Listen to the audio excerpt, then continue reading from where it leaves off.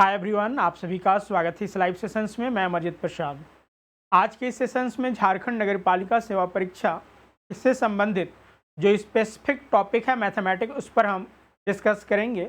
और आज हम लोग कॉम्प्लेक्स एनालिसिस के रिगार्डिंग डिस्कस करेंगे।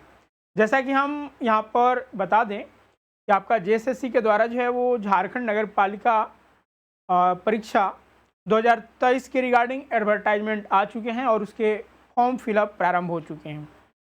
दूसरी रिगार्डिंग आपके जो सब्जेक्ट्स हैं मैथमेटिक्स, क्योंकि यह एग्जाम जो आपका राजस्व निरीक्षक है, इसमें स्पेसिफिक सब्जेक्ट्स जैसे कि ग्रेजुएशंस में जिनका मैथमेटिक्स, कॉमर्स और इकोनॉमिक्स है वो फिलअप कर सकते हैं। तो आज हम लोग यहाँ पर जो डिस्कस करेंगे वो मैथमेटिक्स के रिगार्डिंग करेंगे। तो चलिए आज के सेशंस को हम लोग स्टार्ट करते हैं। जो अब तक हमारे इस चैनल को सब्सक्राइब नहीं किए हैं, सब्सक्राइब कर ले, बेल आइकन को दबा दे ताकि आने वाले क्लास का नोटिफिकेशंस मिलता रहे। तो यहाँ पर ये आज का आपका पहला क्लास है। इससे पहले हम लोगों ने झारखंड नगर पालिका सेवा परीक्षा के रिगार्डिंग जो एग्ज़ाम पैटर्न है और मैथमेटिक्स का जो सिलेबस है, ऐसे हमने पिछला जो क्लासेस लिया था इस रिगार्डिंग, उसमें पेपर 1, पेपर 2 और पेपर 3 सारी जो सिलेबस दिए गए थे उस पर डिस्कस ऑलरेडी कर चुके हैं। फिर भी हम यहाँ पर एक संक्षिप्त में जो है हम परीक्षा पैटर्न और जो मैथ्स के कॉम्प्लेक्स एनालिसिस है उसका सिलेबस क्या है उस पर चर्चा करते हुए हम कॉम्प्लेक्स एनालिसिस को यहाँ पर प्रारंभ करेंगे। हाँ, और जो कंप्लीट कोर्सेज में ज्वाइन करना चाहते हैं, ठीक है, कंप्लीट कोर्सेज में जो ज्वाइन करना चाहते हैं झारखंड नगर पालिका परीक्षा 2023 के रिगार्डिंग, तो अभी मैथमेटिक्स का जो है आपका एक बैच तो ऑलरेडी पहले से चल रहा है जो कि कंप्लीट हो चुका है। दूसरा बैच जो है आपका 20 जून से प्रारंभ हुआ है और एक जो है आपका एक यानी कि आज से 1 जुलाई से जो है वो प्रारंभ हो रहा है। तो जो भी इनरोल्स करना चाहते हैं मैथमेटिक्स के अंतर्गत तो आप इनमें इनरोल्स कर सकते हैं। ठीक है, मैथ्स का जो है आज आपका 1 जुलाई से जो है वो प्रारंभ हो रहा है नया बैच, और एक जो है आपका 20 जुलाई से जून से प्रारंभ हो चुके हैं। तो यहाँ पर आप इन कोर्सेज में ज्वाइन कर सकते हैं। इस कोर्सेज की विशेषता है कि आपका लाइव क्लास के साथ साथ जो है उसका रिकॉर्डिंग भी अवेलेबल होंगे अप टू एग्ज़ाम्स तक, PDF notes, topic wise MCQs और टॉपिक वाइज जो है आपका लाइव टेस्ट भी इसमें शामिल है। चलिए आगे आते हैं। और जैसा कि आज हमने बताया कि आपको कॉम्प्लेक्स एनालिसिस के रिगार्डिंग जो है हम यहाँ पर डिस्कस करेंगे मैथमेटिक्स के अंतर्गत।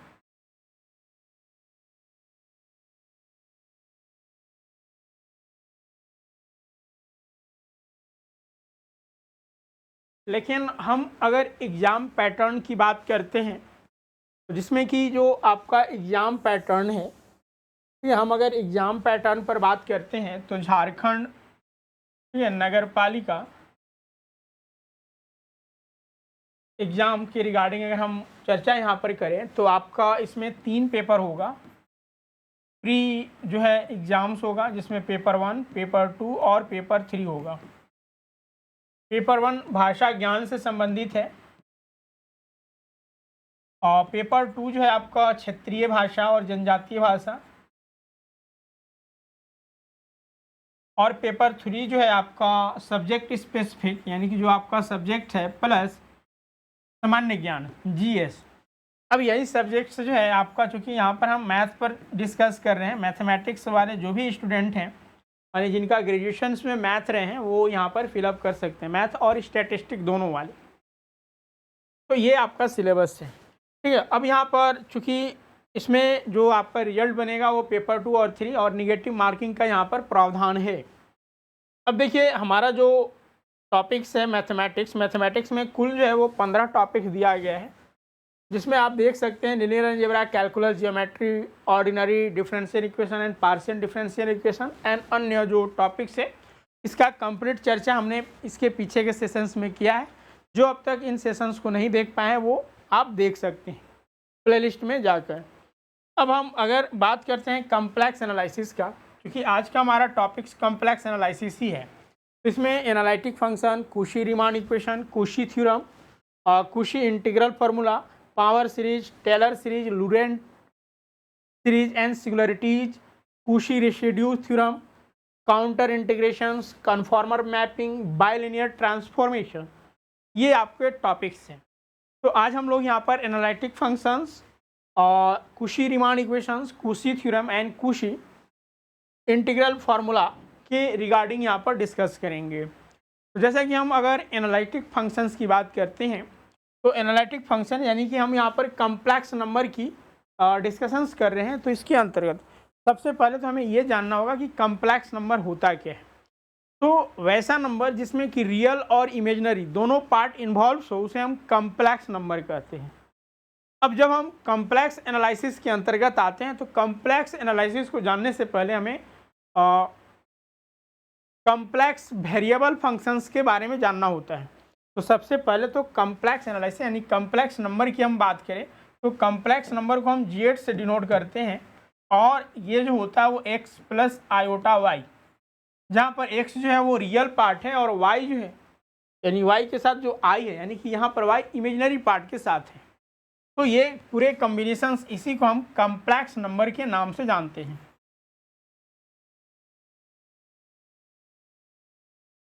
जिसमें कि यहाँ पर चूंकि i जो आयोटा है ये i, क्योंकि आप जानते हैं √1 बराबर 1 होता है, लेकिन अगर √-1 कर दिया जाए यानी कि अगर रूट के अंदर माइनस हो तो उसका हम वैल्यू जो है वो रियल में नहीं ला पाते हैं, तो उसे हम इमेजिनरी मानकर i से रिप्रेजेंट करते हैं। और इसी के सापेक्ष में यहाँ पर कम्प्लेक्स नंबर रियल और इमेजिनरी के कॉम्बिनेशंस होता है। अब इसे हम XY प्लेन पर डिनोट कर सकते हैं। तो अगर हम कम्प्लेक्स नंबर को XY प्लेन पर अगर रिप्रेजेंट करते हैं तो उस प्लेन को आर्जेंट प्लेन कहते हैं। कौन सा प्लेन कहते हैं? तो आर्जेंट प्लेन।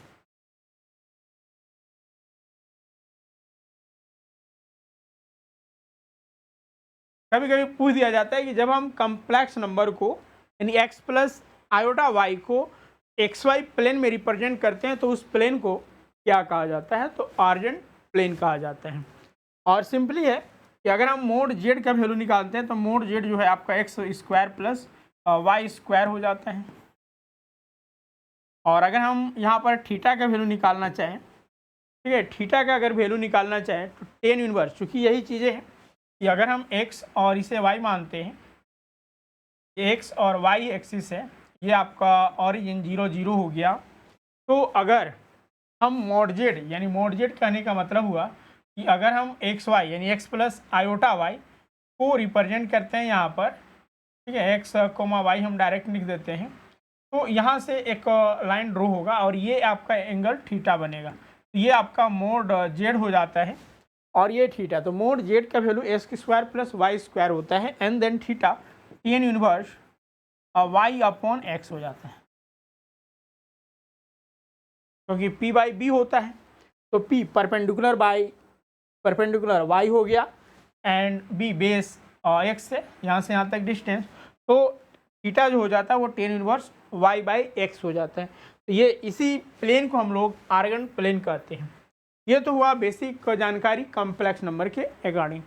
लेकिन जब हम कम्प्लेक्स वेरिएबल फंक्शंस की बात करते हैं तो ये फंक्शंस होता है जो u और v के टर्म में होता है, और यह जो u और v होता है वो x y के टर्म में होता है। ठीक है, कम्प्लेक्स नंबर के अंदर हम कम्प्लेक्स नंबर का अगर चर्चा करते हैं तो वैसे फंक्शंस को कम्प्लेक्स वेरिएबल फंक्शंस कहते हैं, सपोज एज इट इज।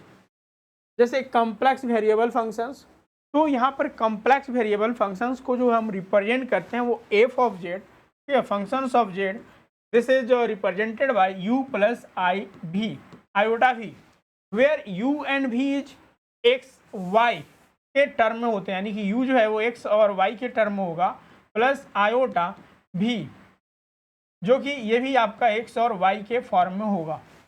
तो that means f of z जो होता है, ठीक है, f ऑफ z जो होता है वो u और v का फंक्शंस होता है। u और v यहाँ पर जो है वो आपका, ठीक है, u और v जो है वो x और y के फॉर्म में होता है। यह जो आपका जेड दिख रहे हैं, जेड ये जो है आपका कॉम्प्लेक्स वेरिएबल फंक्शन, ठीक है। ये जेड जो है वो एक्स प्लस आयोटा वाई है, ये आपका यहाँ पर कंप्लीटली ये कॉम्प्लेक्स वेरिएबल फंक्शंस कहलाता है। और ये जो u है वो real part of complex variable functions, ठीक है। This u represent by real part of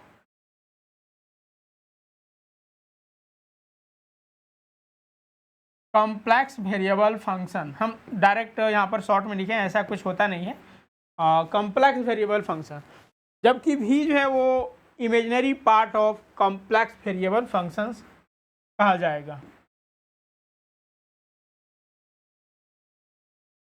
imaginary part of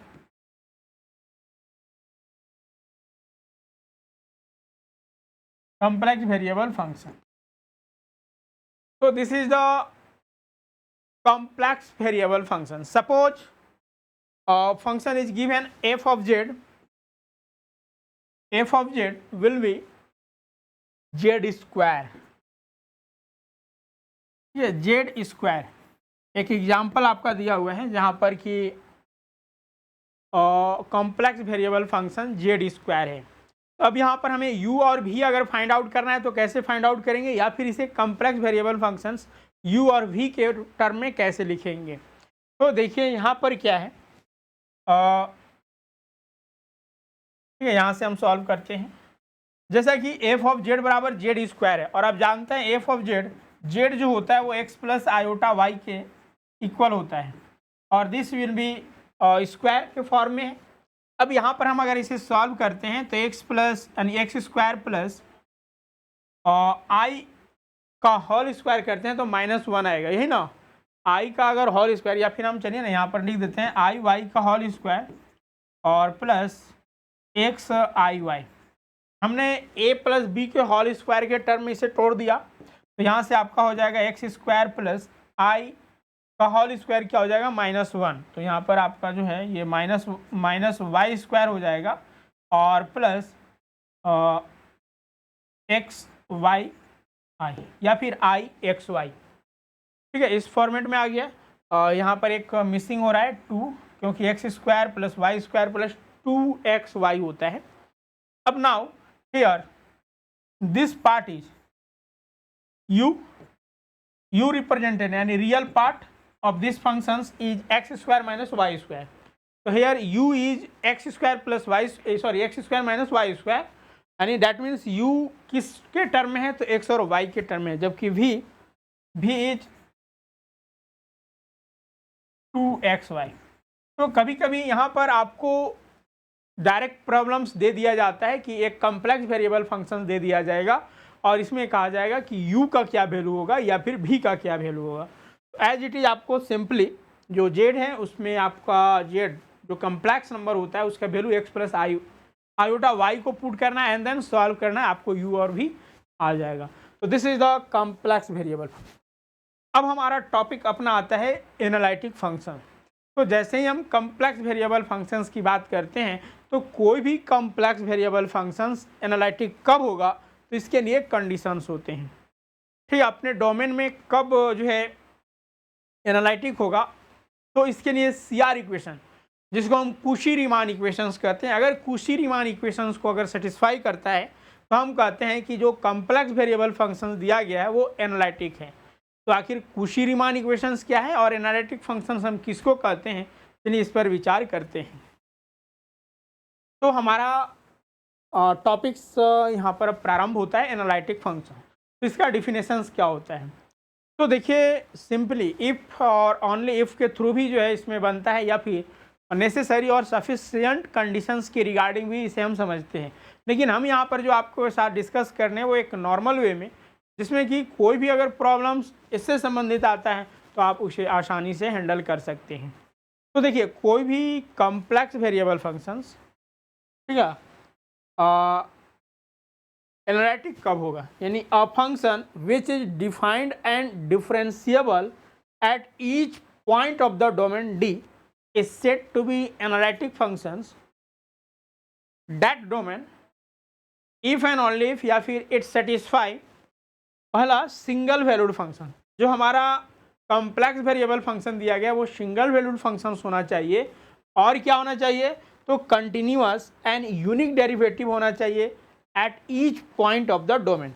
उसका जो डोमेन दिया गया है उसमें कंटिन्यूअस होना चाहिए और प्रत्येक पॉइंट पर जो है उसका डेरिवेटिव एग्जिस्ट होना चाहिए, यानी कि डेरिवेटिव होना चाहिए।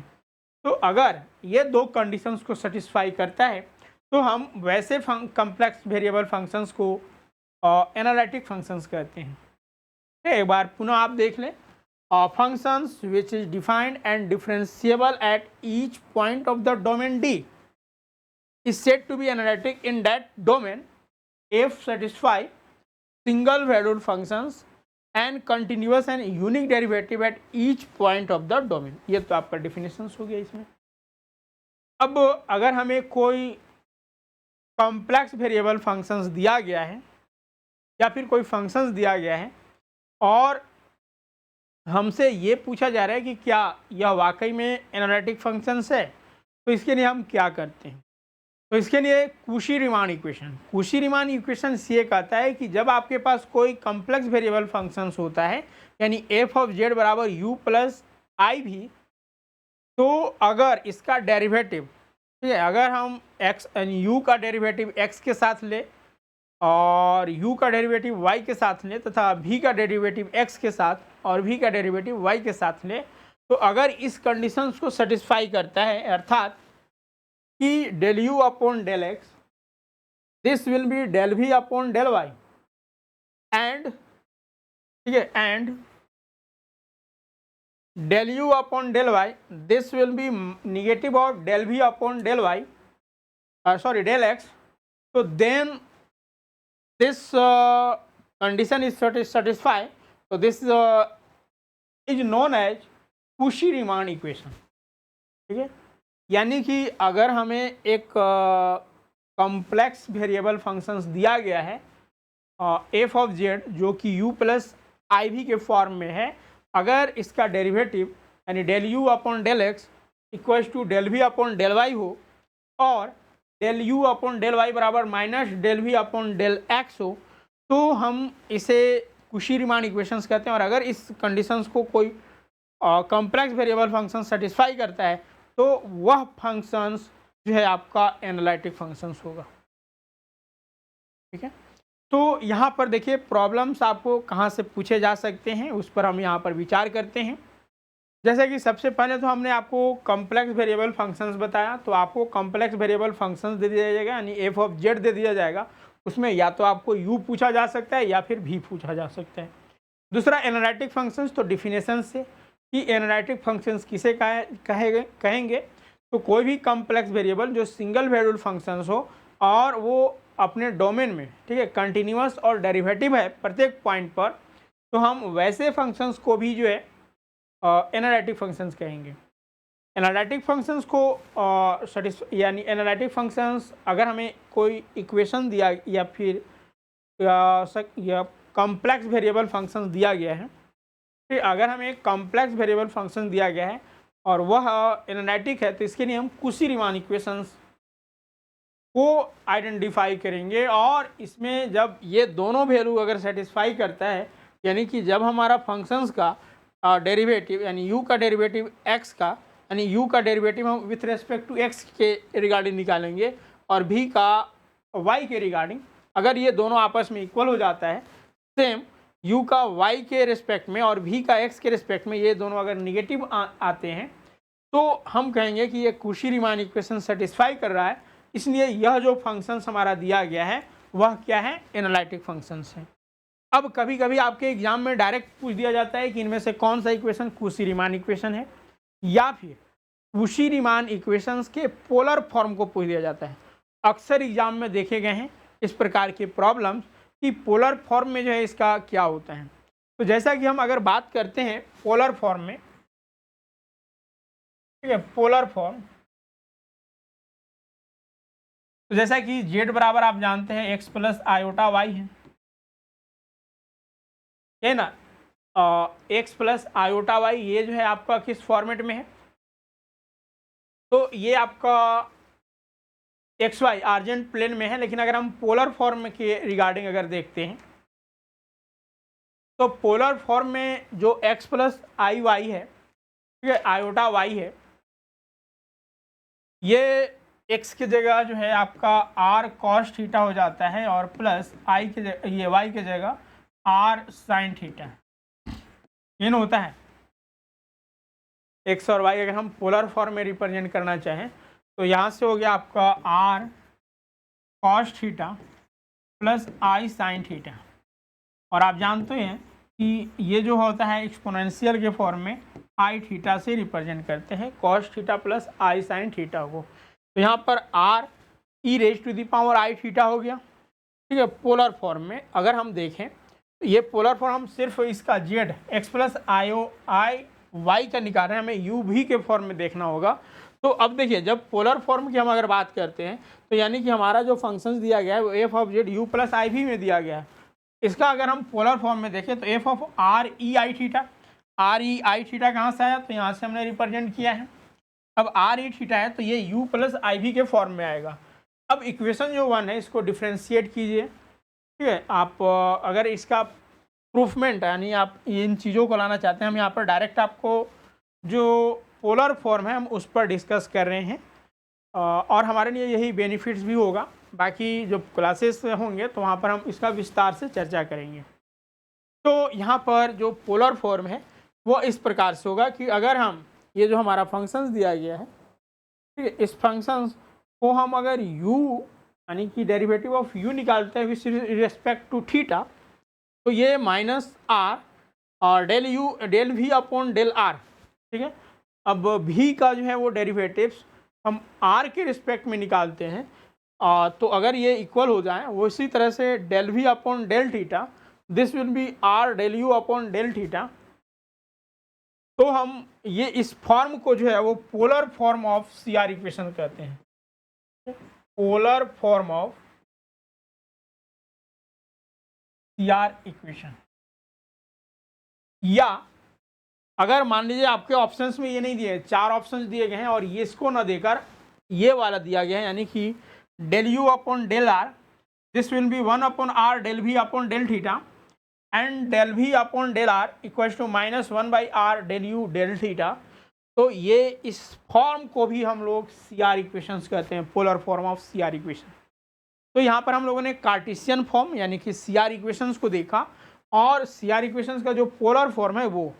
अब ये दोनों, अगर हमें कोई फंक्शंस दिया गया है, अगर कार्टेशियन फॉर्म में दिया गया है तो हम इस फॉर्म को सेटिस्फाई करेंगे, और अगर पोलर फॉर्म में दिया गया है तो हम इसे आइडेंटिफाई करेंगे, ठीक है। तो ये सी आर इक्वेशंस हुआ, और अगर इनको सेटिस्फाई करते हैं यानी ये सेटिस्फाई करते हैं किसी फंक्शंस को, तो उस फंक्शंस को हम एनालिटिक फंक्शंस कहते हैं। तो अक्सर एग्जाम में जो है वो इन फॉर्म से भी प्रश्न पूछे गए हैं, नॉमरिकल ना देकर डायरेक्ट इसी फॉर्म को दे दिया जाता है एग्जाम में, इन्हें आपको ध्यान में रखना होगा। अब चलिए आगे आते हैं, और एक होता है हार्मोनिक, ठीक है, एक होता है आपका हार्मोनिक फंक्शन। तो देखिए, अगर कोई फंक्शंस हार्मोनिक हो, यानी कोई फंक्शंस हार्मोनिक कब कहा जाएगा, जब वो लैप्लास इक्वेशंस को सेटिस्फाई करता है। ठीक है, कोई भी कॉम्प्लेक्स वेरिएबल फंक्शंस आपको दिया गया है और वह अगर लैप्लास इक्वेशंस को सेटिस्फाई करता है तो उसे हम हार्मोनिक फंक्शंस कहते हैं। कभी कभी ये दे दिया जाता है, आपके डायरेक्ट सिलेबस में तो नहीं दिया गया है, लेकिन ये थोड़ा सा जानकारी आपके लिए बेनिफिट्स हो सकते हैं। तो चलिए इसको थोड़ा सा हम लोग लिख कर ही जो है वो जानते हैं। तो टॉपिक्स है हार्मोनिक फंक्शन।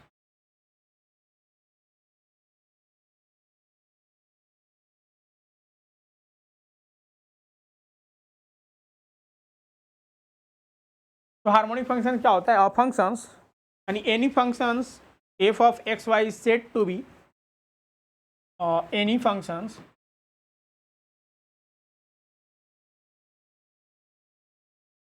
एक्स वाई की जगह आप जेड भी लिख सकते हैं। This equal to f of Z is said to B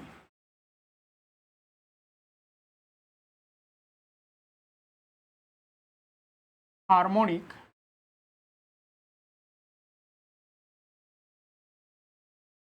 if satisfy Laplace equation।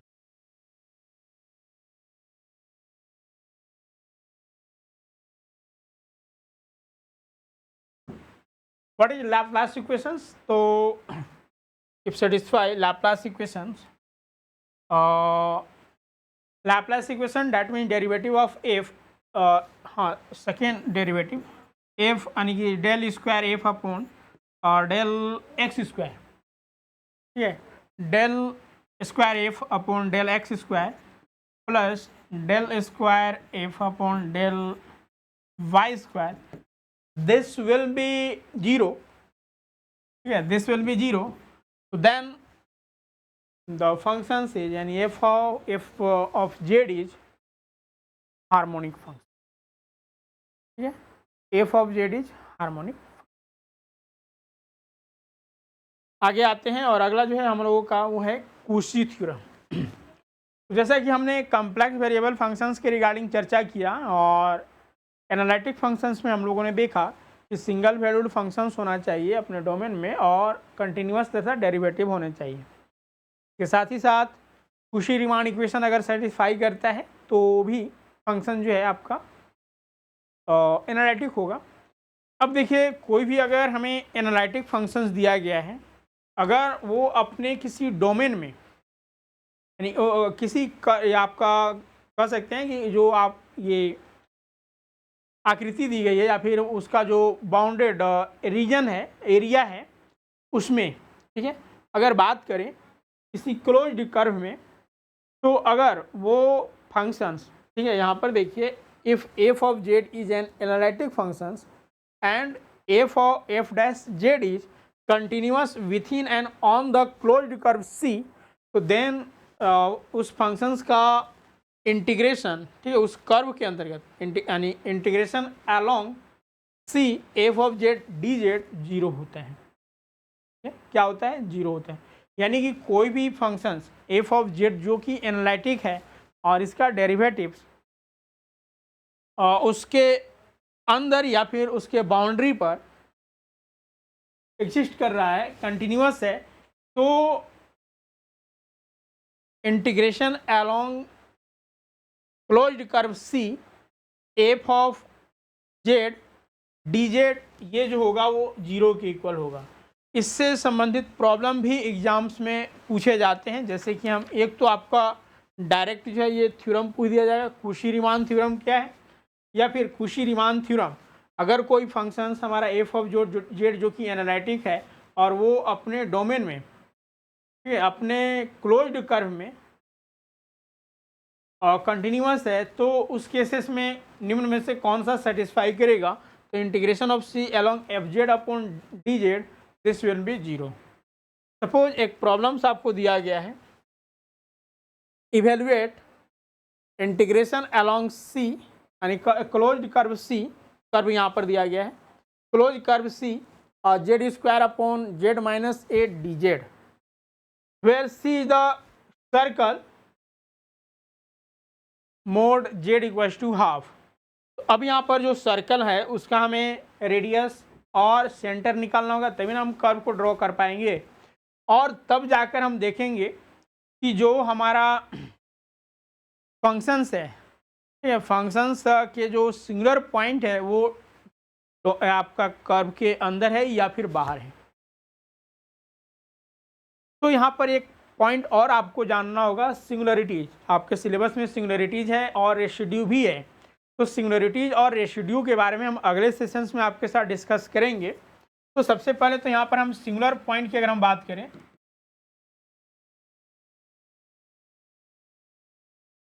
तो सिंगुलर पॉइंट, इस पॉइंट पर कोई फंक्शंस न तो डेरिवेटिव एग्जिस्ट करता है और न कंटिन्यूअस होता है, ये पहले बात जानना है। अब सिंगुलर पॉइंट कैसे निकालते हैं, तो जब भी जो हमारा फंक्शंस दिया रहता है उसका जो डिनोमिनेटर होता है, डिनोमिनेटर में जेड के साथ जैसे कि यहाँ पर दिया गया है जेड माइनस वन, अगर जेड माइनस ए हो तो यहाँ पर ए जो है वो हमारा सिंगुलर पॉइंट होगा। तो यानी यहाँ पर इसके लिए जो सिंगुलर पॉइंट हो जाएगा वो जेड बराबर Z minus one, this will be zero, यानी कि जेड बराबर वन। तो ये हमारा सिंगुलर पॉइंट हुआ। अब यही सिंगुलर पॉइंट को हमें देखना होता है, ठीक है, इसी सिंगुलर पॉइंट को देखना होता है कि ये कर्व के अंदर है, जो हमारा गिवन इंटीग्रेशन जो निकालना है वो कर्व के अंदर है या फिर बाहर है, ठीक है। तो अब देखिए यहाँ पर हमें जो कर्व बनेगा, क्योंकि मोड जेड दिया गया है, मोड जेड बराबर 1/2 है, मोड जेड बराबर आप जानते हैं X square plus Y square बराबर 1/2 है, ये ना, X square plus Y square, और ये ओवर रूट होता है, ठीक है, ओवर रूट होता है, तो यहाँ पर आपका स्क्वायर हो जाएगा। अब देखिए यहाँ से कि इसे हम अगर इस प्रकार से रिप्रेजेंट कर सकते हैं, एक्स माइनस और 0 का होल स्क्वायर और प्लस वाई माइनस 0 का whole square, this will be 1/2 का होल स्क्वायर। तो अब देखिए यहाँ पर एक्स माइनस ए का होल स्क्वायर और प्लस वाई माइनस बी का होल स्क्वायर बराबर आर स्क्वायर, यानी कि यहाँ से जो हमारा इस सर्कल का, यहाँ पर लिख रहे हैं, ठीक है, इस सर्कल का जो हमारा सेंटर हो गया, सेंटर 0 0 हो गया, क्योंकि this point and this point, and radius अगर हम बात करें तो रेडियस यानी कि आर जो है रेडियस 1/2 हो गया, ये ना। अगर हमें मोड जेड, ठीक है, मोड जेड जो कि सर्कल को रिप्रेजेंट करे, मोड जेड बराबर 1/2 दिया गया है, सर्कल को रिप्रेजेंट कर रहा है, जिसका रेडियस जो है वो हमारा 0 0 और रेडियस जो है वो 1/2 और सेंटर 0 0 आया। अब हम अगर इसका ग्राफ ड्रॉ करते हैं तो देखिए, ग्राफ ड्रॉ करते हैं, यहाँ पर ड्रॉ करते हैं, ये आपका एक्स वाई प्लेन हो गया, ये आपका 0 हो गया, यहाँ पर अगर हम 1 मानते हैं, यहाँ पर 2 मानते हैं, यहाँ पर 1 और 2 -1 और यहाँ पर -1। तो अब देखिए हमारा यहाँ पर जो रेडियस है वो कितना है, हाफ है, यानी कि यहाँ से जाएगा तो हमारा जो सर्कल बनेगा वो कुछ इस प्रकार से बनेगा, ठीक है, ये सर्कल बना, और सर्कल जो है हमें ये बना जिसका रेडियस जो है वो हाफ है और सेंटर 0 0। अब देखिए हमारा जो सिंगुलर पॉइंट है वो क्या है, कर्व के अंदर है या फिर बाहर है, तो हमारा सिंगुलर पॉइंट यानी कि यहाँ पर रिप्रेजेंट कर रहा है जेड बराबर 1, तो यानी कि बाहर है, तो उस केसेस में हम कुशी थ्योरम को आइडेंटिफाई करेंगे। और कुशी थ्योरम जैसा कि आप देख सकते हैं कि यहाँ पर तो आपका फंक्शन दिया गया है, इसका integration with respect to z यानी d Z, this will be 0। तो यहाँ पर भी वही कॉन्सेप्ट होगा कि अगर हमें ये कंडीशंस दिए गए हैं तो उस हिसाब से Z square upon Z -1 D Z, इसका रिजल्ट क्या हो जाएगा, 0। तो हमारा आंसर जो हो गया वो आपका 0 हो गया, ठीक है। तो इस तरह से कुशी थ्योरम का हेल्प से हम किसी क्लोज्ड कर्व के जो इंटीग्रेशन दिए गए हैं हम उसको आइडेंटिफाई कर सकते हैं। अब इसी का एक रूप और देखने को मिलता है, जैसे कि यहाँ पर अगर कोई पॉइंट जो है वो हमारा कर्व जो क्लोज्ड कर्व दिया गया है उसके अगर बाहर हो तो उस केसेस में इंटीग्रेशन 0 हो जाता है, लेकिन अगर पॉइंट यानी जो सिंगुलर पॉइंट है वो कर्व के बाहर ना होकर, ठीक है, जो क्लोज्ड कर्व दिया गया है उसके बाहर ना होकर अगर अंदर हो तो उस केसेस में क्या होगा, तो वह जो केसेस कहलाता है वही कुशी इंटीग्रल फार्मूला कहलाता है।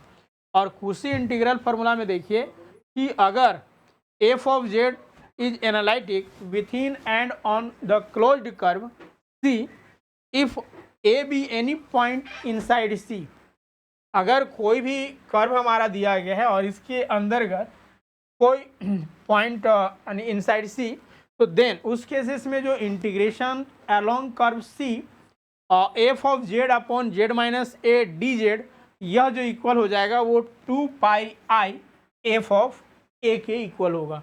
एफ ऑफ जेड की जगह हम ए का वैल्यू पुट करके और इसको सॉल्व करेंगे।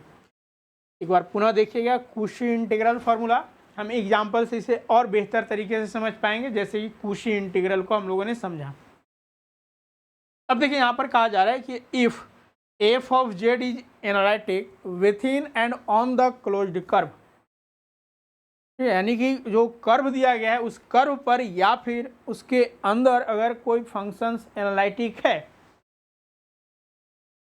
और A be any point inside C, जो कि सिंगुलर पॉइंट है हमारा, ठीक है। पिछला जो कुशी इक्वेशन था उसमें ए जो सिंगुलर पॉइंट था वो कर्व के बाहर था, तो उस केसेस में जो हमारा इंटीग्रेशंस का फॉर्मेट यानी F of Z upon Z -a D Z integration along closed curve, तो उसका जो वैल्यू होगा वो 2πi into F of A होगा। तो this is known as Cauchy integral formula. Suppose एक हम यहाँ पर प्रॉब्लम देखते हैं और उसके रिगार्डिंग जो है वो डिस्कस करते हैं। इससे संबंधित एक और जो है वो कॉन्सेप्ट यहाँ पर आता है, तो उसे हम थोड़ी सी इस पर जो है वो हम प्रॉब्लम फेस करने के बाद जो है हम एडवांस कूशी इंटीग्रल फॉर्म के बारे में, फार्मूला के बारे में डिस्कस करेंगे। जैसे सपोज एक आपको एग्जांपल दिया गया है, ठीक है, एग्जांपल दिया गया है आपका और evaluate integration closed curve along c और जेड स्क्वायर अपॉन और z-2 और dz। ठीक है, c यहाँ पर क्या है, तो c वेयर c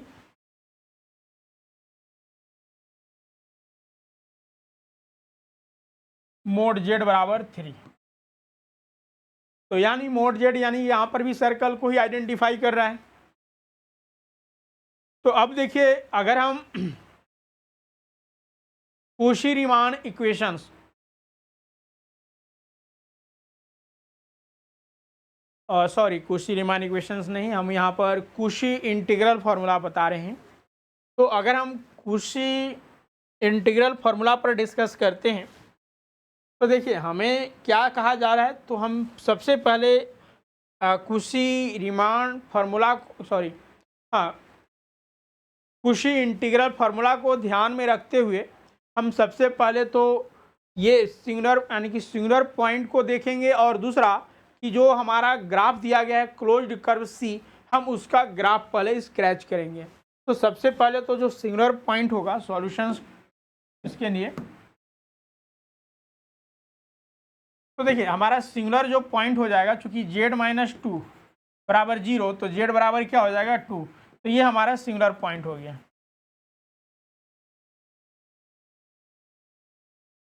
और सिंगुलर पॉइंट कहें तो यानी कि a बराबर हमें कि z-a को रिप्रेजेंट करता है। यहाँ पर देखिए आपको लिखा हुआ है ये a जो है हमारा, अब a पर डिपेंड होगा। अगर a जो है वो कर्व के अंदर होगा तो कूशी इंटीग्रल फार्मूला सेटिस्फाई होगा। तो अब हम यहाँ पर जो सिंगुलर यानी a बराबर हमें दिया गया है 2, इसे हम a यानी a माने या फिर z माने, डज नॉट मैटर, हमें सिंगुलर पॉइंट से मतलब है। अब हमें इसका ग्राफ स्केच करना है। तो देखिए मोड z यानी कि X square plus Y square बराबर क्या है 3, ये रूट अंडर होगा तो ये स्क्वायर हो जाएगा। तो यहाँ से आपका सेंटर जो हो गया सेंटर 0 0 और रेडियस जो होगा इस सर्कल का वो हो जाएगा आपका 3। अब अगर हम ड्रॉ करते हैं इसका ग्राफ, ये 1 2 और 3, चलिए 3 तो थोड़ा सा बड़ा ये बनेगा तो हम इधर बना देते हैं ग्राफ। ये आपका 1 2 3 1 2 3 1 2 3 1 2 3, ठीक है, यानी कि हमारा ग्राफ जो है वो इस तरह से बन रहा है क्लोज्ड कर्व। ये आपका 3,0 है, ये 0,3 है, ये -3,0 है, और ये जो है आपका 0,-3 है, और ये आपका ओरिजिन है। हमारा ग्राफ जो क्लोज्ड कर्व दिया गया था हमने स्क्रैच कर लिया। अब हमें सिंगुलर पॉइंट देखना है, यानी कि ए देखना है, ए इनसाइड द कर्व है या फिर आउटसाइड द कर्व है। तो हमने देखा कि z बराबर 2 यानी a बराबर 2 है, तो 2 तो यहीं पे लाई कर रहा है, यानी z बराबर 2 तो कर्व के इनसाइड है। तो डैट मीन्स कि हम Cauchy integral formula by Cauchy integral formula, ठीक है, by Cauchy integral formula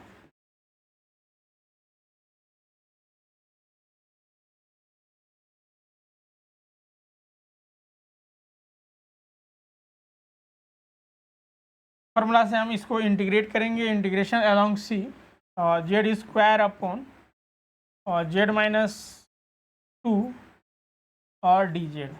So this will be 2 pi I into f of z, ठीक है। तो f of z यानी कि यहाँ पर क्या है z स्क्वायर, और this will be replaces by Z बराबर ए, ये ना जेड को हमें ए से रिप्लेस करना है क्योंकि एफ ऑफ ए हमें रिप्रेजेंट करना है। एफ ऑफ जेड हमारा दिया गया है क्या, एक्स स्क्वायर और जेड स्क्वायर। तो अब इसे हम जेड स्क्वायर और जेड बराबर ए से डिनोट करेंगे। तो अब यहाँ पर देखिए आपका जो रिजल्ट आएगा वो क्या आएगा, तो जेड का वैल्यू अगर हम यहाँ पर 2 पुट कर देते हैं यानी ए यानी कि 2, तो जब हम जेड का वैल्यू 2 पुट कर देते हैं तो यहाँ से क्या आएगा आपका रिजल्ट, और 2 पाई आई इंटू 2 यानी कि 2 दूना 4।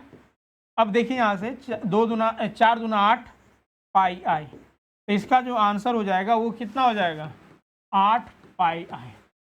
This will be the answer. तो देखिए किस तरह से जब हमें क्लोज्ड कर्व में कोई कॉम्प्लेक्स वेरिएबल फंक्शंस दिए गए हैं और उसका इंटीग्रेशंस अगर हमें फाइंड आउट करने को कहा जाए तो हम कुशी इंटीग्रल और कुशी इंटीग्रल फार्मूला, ठीक है, यानी कुशी थ्योरम और कुशी इंटीग्रल फार्मूला के माध्यम से हम इस तरह से सॉल्व कर पाते हैं। इसमें हमें सिंगुलर पॉइंट और जो कर्व दिया गया है उसे ट्रेस करना आना चाहिए, और जिसमें कि हमने बताया कि सिंगुलर पॉइंट क्या होते हैं। ऐसे हम सिंगुलर पॉइंट पर विशेष चर्चा भी आपके साथ करेंगे और रेसिड्यू पर भी। तो सिंगुलर पॉइंट आइडेंटिफाई करना है और देखना है कि जो हमें कर्व दिया गया है वो क्या इनसाइड है या फिर आउटसाइड है, उसके अकॉर्डिंग हमें कुशी थ्योरम और कुशी इंटीग्रल थ्योरम जो है वो अप्रोच करना होगा।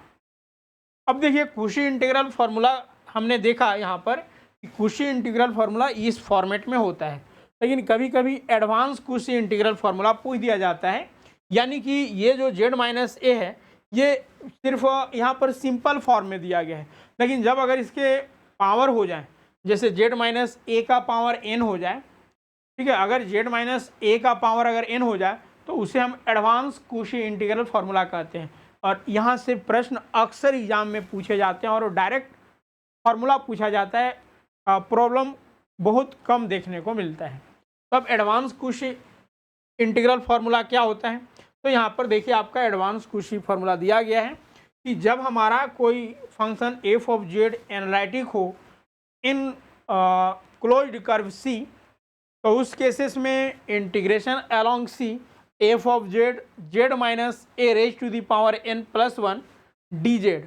हमने पीछे क्या बताया था कुशी इंटीग्रल फार्मूला में, तो ये वाला जो फॉर्म होता है n प्लस 9 यानी 1 ना होकर ये सिंपल फॉर्म में होता था, तो इस फॉर्मेट में होगा तो इसका जो वैल्यू होगा वो 1 upon factorial n into D N upon D Z N F of Z and Z replaced by A is the singular point. या इसी फॉर्मेट को हम ऐसे भी लिख सकते हैं 1 upon factorial n into function of derivative of n ए, ठीक है, एफ एन ए, तो इस फॉर्मेट में भी। तो दिस इज द एडवांस कुशी इंटीग्रल फार्मूला, ये डायरेक्ट आपके एग्जाम में देखने को मिल जाता है। तो इस तरह से आज हम लोगों ने यहाँ पर कॉम्प्लेक्स एनालिसिस के विभिन्न टॉपिक्स पर चर्चा की है। इसके आगे के सेशंस में जो है जैसे कि सिंगुलर पॉइंट, रेसिड्यू और अन्य और भी जो है आपके टॉपिक्स है, इस पर हम अगले सेशंस में डिस्कस करेंगे। अगर यहाँ तक अगर आपको कोई डाउट्स हो तो आप अपने यानी कि कमेंट सेक्शंस में कमेंट कर सकते हैं, हम उसको जो है वो सॉल्व करने की कोशिश करेंगे। तो यहाँ पर हम लोग चूँकि देख रहे थे नगर पालिका के रिगार्डिंग जो आपका मैथमेटिक्स टॉपिक्स दिए गए उन पर चर्चा कर रहे थे। जो पेड कोर्सेज में चूँकि इसमें हमने बताया कि जो आपका एग्ज़ाम्स होता है इसमें विभिन्न टॉपिक्स दिए गए हैं और उसके रिगार्डिंग, ठीक, जो आपका झारखंड नगर पालिका सेवा परीक्षा है इसके रिगार्डिंग कंप्लीट बैचेज जो है वो प्रारंभ हो चुके हैं।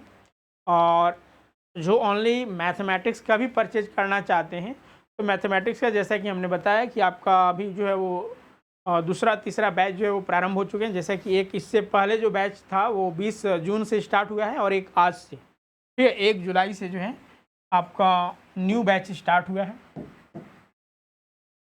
तो इसमें आप ज्वाइन कर सकते हैं। इसमें ये आपके लिए काफ़ी बेनिफिट्स होगा क्योंकि जो आपके सिलेबस दिए गए हैं जिसमें कि पेपर 3 में 100 क्वेश्चन जो है आपका मैथमेटिक्स से पूछा जाएगा और 50 क्वेश्चन जीएस से। तो देखिए मैथमेटिक्स में आपको 30% मिनिमम जो है वो मार्क्स लाना अनिवार्य है। यहाँ पर निगेटिव मार्किंग भी रहेगा, ठीक है। 3 मार्क्स जो है आपके सही होने पर दिए जाएंगे, जबकि 1 मार्क्स गलत होने पर काट लिए जाएंगे।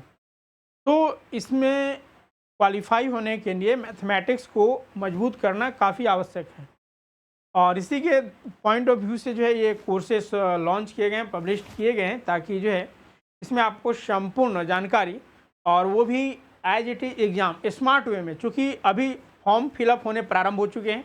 1 महीना आपका फॉर्म फिलअप होगा, उसके बाद 2 महीने, 1.5 से 2 महीने और आपको टाइम मिलेंगे। तो कुल मिलाकर हम कह सकते हैं कि 3.5-4 महीने जो है आपके पास समय है इसके लिए, ठीक है। 3 to 4 मंथ जो है आपके पास टाइम है, और इस इंटरवल में हम कंप्लीट जो आपके 15 टॉपिक्स है उसको स्मार्ट वे में, जो कि आपके सिलेबस के अकॉर्डिंग टू द पॉइंट चर्चा करेंगे, क्योंकि आपका जो एग्ज़ाम्स हैं इनमें क्योंकि ग्रेजुएट लेवल को आइडेंटिफाई किया है, तो उसी के तहत चर्चा करेंगे। जैसा कि अभी हमने कॉम्प्लेक्स एनालिसिस में देखा, जिसमें कि जो आपके लिए काफ़ी महत्वपूर्ण है और जहाँ से बहुत ज़्यादा पॉसिबिलिटी है क्वेश्चंस पूछने का, हम उन पर यहाँ पर विशेष चर्चा किए। के साथ ही साथ जो नॉर्मल टॉपिक्स हैं उन पर भी हम चर्चा करेंगे। तो इस तरह से क्या है कि टाइम्स को देखते हुए और जो हमारे सिलेबस दिए गए हैं, कोई सिलेबस में कोई टॉपिक छूट भी ना जाए, इन सारे चीज़ों को देखते हुए आपको जो है यहाँ पर स्टडी कराए जाएंगे, और ये कोर्स आपके लिए काफ़ी बेनिफिट्स होगा। इनमें ज्वाइन करने के लिए सिंपल सा आपको स्वरूप लर्निंग ऐप गूगल प्ले से डाउनलोड करना है, या फिर इस वीडियो के डिस्क्रिप्शन बॉक्स में लिंक दिया गया है, वहाँ पर जाकर आप डाउनलोड कर सकते हैं और रजिस्ट्रेशन कोर्सेज में जाकर आप कर सकते हैं, या फिर आपके स्क्रीन पर जो नंबर दिख रहा है इसके थ्रू भी जो कॉल करके या फिर व्हाट्सएप के माध्यम से भी आप सारी क्वेरी यानी कि जानकारी और रजिस्ट्रेशन करा सकते हैं। अभी जो कंप्लीट मैथमेटिक्स का जो कोर्स फी है वो आपका 4,600 रुपये पड़ रहे हैं, ठीक है। 4,600 रुपये ऐसे आपका इसमें 4,500 समथिंग है, तो यानी कि अप्रोक्स 4,600 रुपये पड़ रहे हैं। और इसमें हमने बताया कि जो 15 टॉपिक्स है वो कंप्लीट होगा। जो पेपर मैथमेटिक्स और जीएस दोनों परचेज करना चाहते हैं तो उसमें आपका अप्रोक्स 6,000 के आसपास आ रहे हैं, ठीक है, जिसमें 50 क्वेश्चन जीएस का होगा और 100 जो मैथमेटिक्स है। तो आप दोनों भी ज्वाइन कर सकते हैं, या फिर जो चाहते हैं कि नहीं हम सेपरेटली मैथमेटिक्स, क्योंकि अधिकांश स्टूडेंट क्या होते हैं कि सीजीएल हो गया या फिर अन्य कॉम्पिटिटिव एग्जामिनेशंस देते रहते हैं, तो उस केसेस में जीएस पोर्शन उनका ये स्ट्रॉन्ग ही होता है। तो आपको ज़्यादा फोकस करना होता है मैथमेटिक्स पर, क्योंकि यहाँ से आपको 100 प्रश्न होगा और यही फैक्टर भी करेगा, क्योंकि जो मेरिट बनेगा वो सेकेंड और थर्ड पेपर से। तो सेकेंड पेपर रीजनल पेपर है, तो लगभग सभी का जो है वो एवरेज ही रहता है रीजनल, क्योंकि हर एक कोई रीजनल पढ़ ही लेता है। और इसमें हिंदी भी डाल दिया तो हिंदी आसानी से आप कर सकते हैं। हाँ, थोड़ा सा सिलेबस ज़्यादा है, लेकिन डरने की कोई बात वैसा नहीं है। बाकी अगर क्षेत्रीय भाषा है तो उसे भी आप ले सकते हैं। लेकिन तीसरा पेपर जो है वो मैथमेटिक्स, ये चीज़ों को आपको ज़्यादा फोकस करना होगा, क्योंकि यही जो है वो फैक्टर करेगा। तो इससे रिगार्डिंग आप हमसे जुड़ सकते हैं, हमारे साथ जुड़ सकते हैं, और आप एग्ज़ाम्स की बेहतर तैयारी करके आप क्वालिफाई कर सकते हैं। इसके अलावा जो झारखंड पीजीटी, क्योंकि पीजीटी और जो नगर पालिका सेवा परीक्षा इन दोनों के सिलेबस सेम है, लेकिन जो हमें डिपनेस जिसको हम कहते हैं, जितना गहराई तक पढ़ना चाहिए, तो पीजीटी में हमें थोड़ा सा डिप, ठीक है, गहराई लेवल तक पढ़ना है, जबकि जो नगर पालिका सेवा परीक्षा है उसमें हमें बेसिक और कुछ नॉमरिकल्स की आवश्यकता होती है, थ्योरम्स की यहाँ पर बहुत दरकार है। उसी के सापेक्ष में आज डिस्कस भी किए। एज इट इज़ ही जो है हम सारे कोर्सेज़ को आपके साथ डिस्कस करेंगे। तो जो भी पीजीटी में ज्वाइन करना चाहते हैं, अभी पीजीटी का जो है कोर्स फी 4,800 रुपये, ये 4,500 पड़ रहा है इसका, ठीक है। और इनमें भी ज्वाइन कर सकते हैं। वहीं जो आने वाले आपका एग्ज़ाम्स है और TGT, इसमें कि मैथमेटिक्स और फिजिक्स दोनों आपको स्टडी करने हैं, इनके भी बैचेज जो है वो प्रारंभ है मैथ्स के रिगार्डिंग, तो आप इनमें भी ज्वाइन कर सकते हैं। ज्वाइन करने का हमने आपके साथ डिस्कस कर लिया स्वरूप लर्निंग ऐप के माध्यम से, या फिर आपके स्क्रीन पर जो नंबर दिया गया है उस पर व्हाट्सएप या फिर कॉल के माध्यम से। बाकी अगर कोई क्वेरी अभी भी रह गई हो तो आप कमेंट में कमेंट कर सकते हैं, और जितना जल्द से जल्द हो हम उसे कमेंट यानी कि सॉल्व करने की कोशिश करेंगे। तो चलिए आज के लिए इतना ही, पुनः मिलते हैं अगले सेशंस में। Thank you all of you.